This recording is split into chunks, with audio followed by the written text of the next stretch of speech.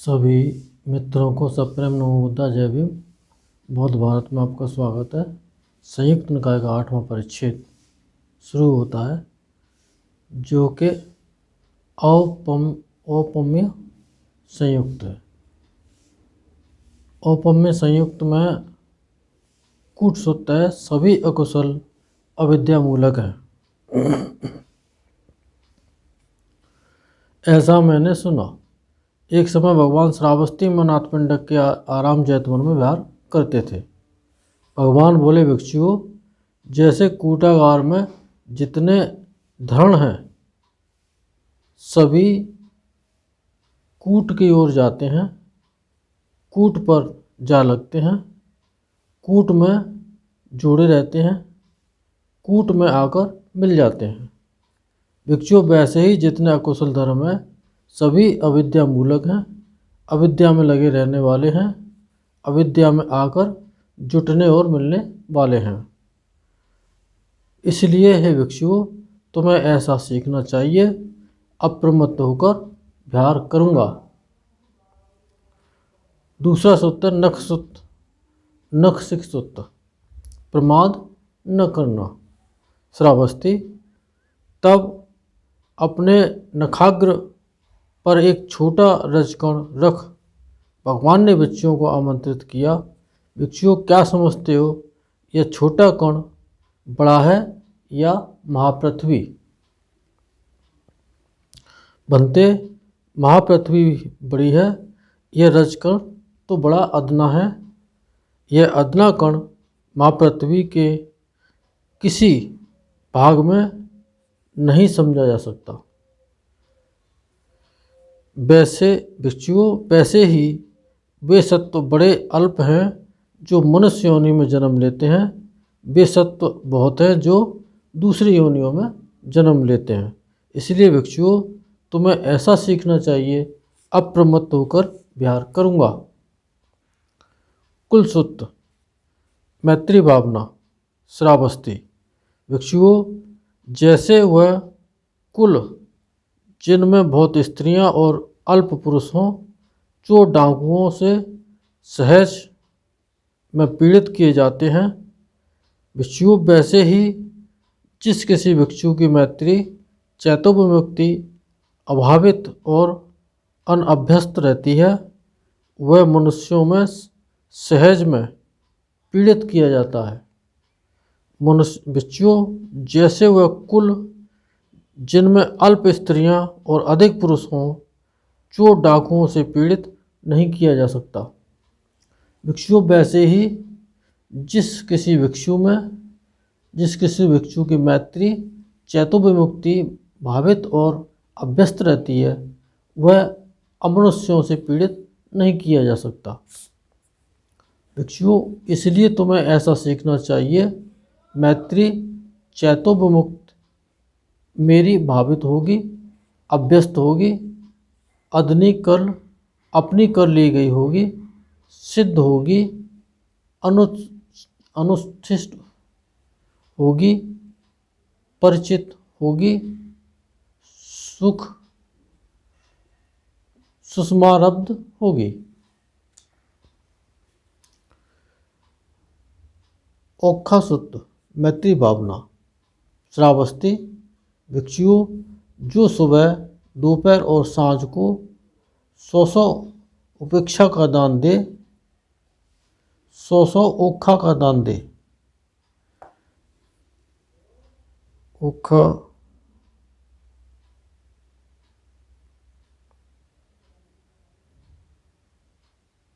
भात पकाने का बड़ा बर्तन, इसका अर्थ है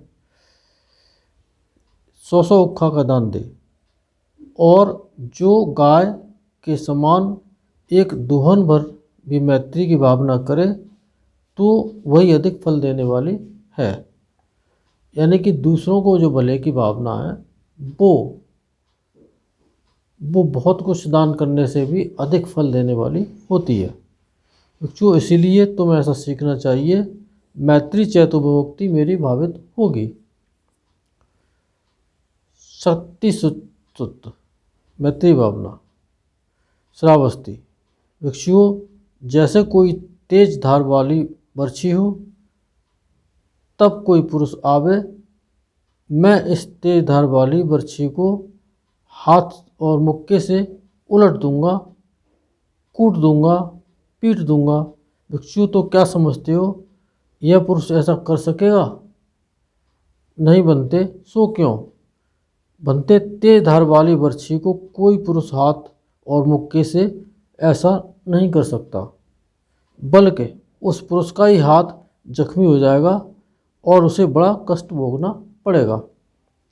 भिक्षु वैसे ही जिस किसी भिक्षु की मैत्री चैतन्य विमुक्ति भावित रहती है, उसे यदि कोई अमनुष्य डरा देना चाहे तो उसी को विपत्ति में पड़कर कष्ट भोगना पड़ता है। भिक्षु, इसीलिए तुम्हें ऐसा सीखना चाहिए, मैत्री चैतन्य विमुक्ति मेरी भावित होगी। धनुग्रह सूत्र, अप्रमाद के साथ बिहरना। श्रावस्ती भिक्षुओं, जैसे 4 वीर धनुर्धर शिक्षित हाथ साफ अभ्यासी चारों दिशाओं में खड़े हों, तब कोई पुरुष आवे और कहे कि मैं इन चारों के छुड़े हुए बाणों को पृथ्वी पर गिरने से पहले ही ले लूँगा या ले आऊँगा। भिक्षु तो क्या समझते हो, ऐसी फुर्ती होने से वह बड़ा भारी फुर्ती वाला कहा जा सकेगा? बनते, यदि एक ही छोटे बाण को पृथ्वी पर गिरने वाले एक ही बाण को पृथ्वी पर गिरने से पहले ले आए तो वह सबसे बड़ा फुर्तीबाज कहा जाएगा। चारों की बात तो बहुत दूर है।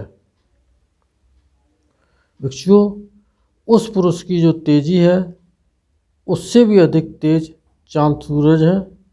भिक्षुओं, उस पुरुष की जो तेजी है, चांद सूरज की जो तेजी है, चांद सूरज के आगे आगे चलने वाले देवताओं की जो तेजी है, उन सभी को तेज आयु संस्कार क्षीण हो रहा है। भिक्षुओं, इसलिए तुम्हें ऐसा सीखना चाहिए, अप्रमत्त होकर विहार करूँगा। आणी सूत्र, गंभीर धर्मों में मन लगाना। भविष्य कथन। श्रावस्ती भिक्षुओं, पूर्व काल में दशारहों को आनक नामक एक मृदंग था। उस आनक मृदंग में जब कोई छेद हो जाता था तो दशहरा लोग उसमें एक खूंटी ठोक देते थे। धीरे धीरे एक ऐसा समय आया कि सारे मृदंग की अपनी पुरानी लकड़ी कुछ भी नहीं रही, सारे का सारा खूंटियों का एक ढच्चर बन गया। भिक्षु, भविष्य काल में भिक्षु ऐसे ही बन जाएंगे। बुद्ध ने जो गंभीर कार्य वाले लोकोत्तर शून्यता प्रति संयुक्त सूत्र कहे हैं, उनके कहे जाने पर न कान देंगे, सुनने की इच्छा न करेंगे, समझने की कोशिश नहीं करेंगे, धर्म को वे सीखने और अभ्यास करने योग्य नहीं समझेंगे। धर्म को समझने और सीखने और अभ्यास करने के योग्य नहीं समझेंगे। अपना अलग से एक शब्द उसमें जोड़ देंगे, कुछ निकाल देंगे, इस तरह का। और अपने व्यक्तित्व को के प्रति जो कुछ विपरीत जा रहा है उसको बाईपास कर देंगे, उसको हटा देंगे और तब वो धर्मोपदेश करेंगे। इस तरह से होगा। आज देख सकते हैं ऐसा हो रहा है। जो बाहर के श्रावकों से कहे कविता, सुंदर अक्षर और सुंदर व्यंजन वाले जो सूत्र बनेंगे, उन्हीं के कहे जाने पर कान देंगे, सुनने की इच्छा करेंगे, समझने की कोशिश करेंगे, उन्हीं धर्मों को वो सीखने और अभ्यास करने के योग्य समझेंगे। भिक्षु, इस तरह बुद्ध ने जिन गंभीर सूत्रों को कहा है उनका लोप हो जाएगा भिक्षुओं, इसलिए तुम्हें ऐसा सीखना चाहिए। बुद्ध ने जो गंभीर सूत्र कहे हैं, उनके कहे जाने पर कान दूंगा, सुनने की इच्छा करूंगा, समझने की कोशिश करूंगा, उसी धर्म को सीखने और अभ्यास करने योग्य समझूंगा। ये जो धर्म साहित्य आपके सामने जो रखा जा रहा है, इसका जो उद्देश्य है वो यही है कि आपको पता होना चाहिए कि भगवान ने किस तरह से और साहित्य में, मूल साहित्य में जो कुछ दिया हुआ है वो भगवान की अपनी वाणी है और कुछ छोड़ा नहीं है, सब कुछ आपके लिए यहाँ पर दिया हुआ है। तो निश्चित तौर पर जब आप इस तरह के सूत्रों को जानेंगे तो कोई भिक्षु आपको मूर्ख नहीं बना पाएगा और आपके सामने धर्मोपदेश करने के लिए उसे सीखना पड़ेगा, सीख करके बोलना पड़ेगा। योग्य उपासक होने का ये सबसे बड़ा लाभ और उपासकों को ही मिलेगा, और भिक्षुओं को इसलिए कि उनको योग्य बनना पड़ेगा। कलिंगर सूत्र। लकड़ी के बने तख्त पर सोना। ऐसा मैंने सुना, एक समय भगवान वैशाली में महावन की कूटागारशाला में विहार करते थे। भगवान बोले, भिक्षुओं, लिच्छवी लकड़ी के बने तख्त पर सोते हैं। वैशाली में लिच्छवियों का उस समय शासन था और ये एक गणराज्य था, डेमोक्रेटिक जो स्टेट था वो था। अप्रमत्त हो उत्साह के साथ अपने कर्तव्य पूरा करते हैं। मगध राज वैदेही पुत्र अजातशत्रु उनके विरुद्ध कोई दांवपेच नहीं पा रहा है, क्योंकि वो इतने अनुशासित थे। बाद में उनका अनुशासन टूट गया था, तब वो अजातशत्रु ने उनको परास्त कर दिया था, लेकिन जब तक वो एकजुट रहे थे और तब तक वो नहीं कर पाए। भिक्षुओं, अनागत काल में लिच्छवी लोग बड़े सुकुमार तथा कोमल हाथ पैर वाले होंगे। वे गद्देदार बिछावन पर गुल तकिए लगा दिन चढ़ जाने तक सोए रहेंगे। तब मगध राज को उनके विरुद्ध दांवपेच मिल जाएगा। भिक्षुओं, इस समय भिक्षु लोग लकड़ी के बने तख्त पर सोते हैं, अपने उद्योग में आतापी और अप्रमत्त होकर विहार करते हैं। पापी मार इनके विरुद्ध कोई दांवपेच नहीं पा रहा है। भिक्षुओं, इसलिए तुम्हें ऐसा सीखना चाहिए। लकड़ी के बने तख्त पर सोऊंगा, अपने उद्योग में आतापी और अप्रमत्त होकर के विहार करूंगा।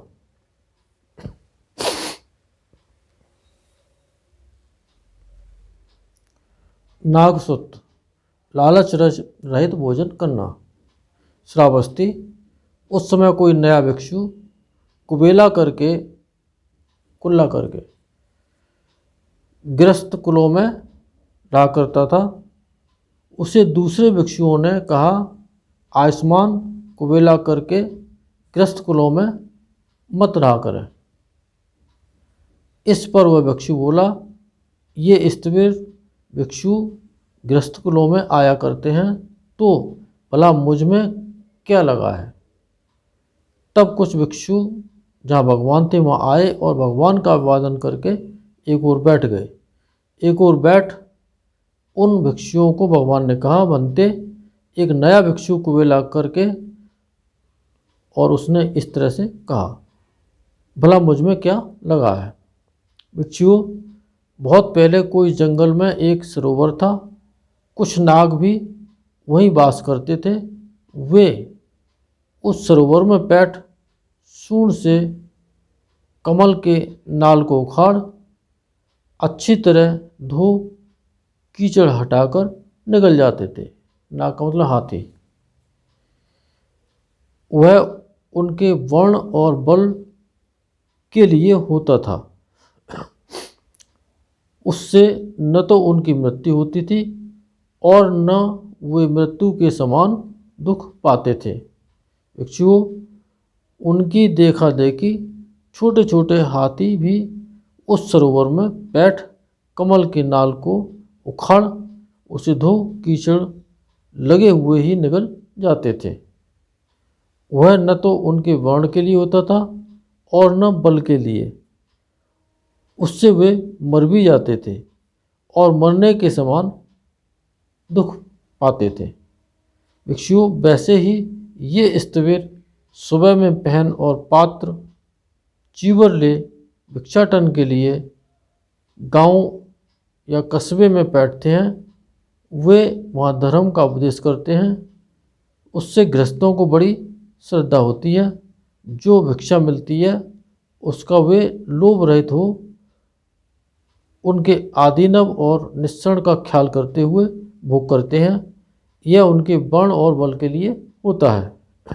भिक्षुओं उनकी देखा देखी नए भिक्षु भी कस्बे में बैठते हैं। जो भिक्षा मिलती है उसका वे ललचा हदिया कर पार कर भोग करते हैं। उसके आदिनव और निस्सरण का ख्याल नहीं करते।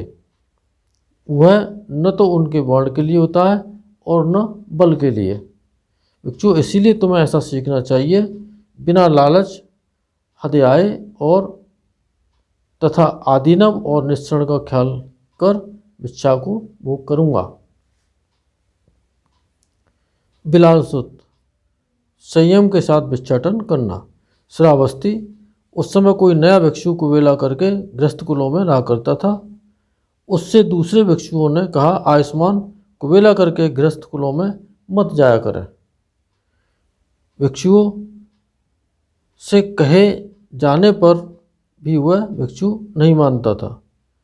तब कुछ भिक्षु जहाँ भगवान थे वहाँ गए और भगवान का अभिवादन कर एक ओर बैठ गए। एक ओर बैठकर उन भिक्षुओं ने भगवान से कहा, बनते वह भिक्षु नहीं मानता है।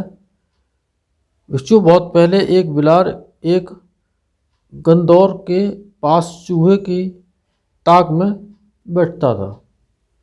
जैसे ही वह चूहा बाहर निकलेगा और मैं झट से पकड़कर खा जाऊंगा।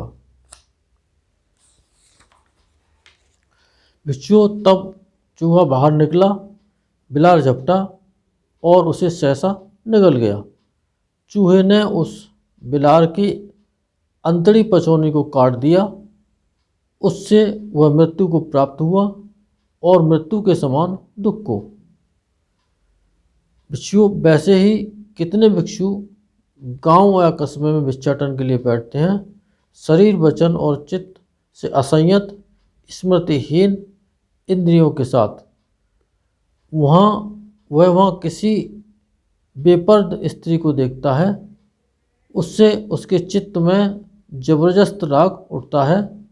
उससे उसकी वह मृत्यु को प्राप्त होता है या मृत्यु के समान दुख को। जो शिक्षा छोड़कर ग्रस्त बन जाता है उसे इस आर्य विनय में मृत्यु ही कहते हैं। जो मन ऐसा मैला हो जाता है वह उसी मृत्यु के समान दुख प्राप्त करना ही है।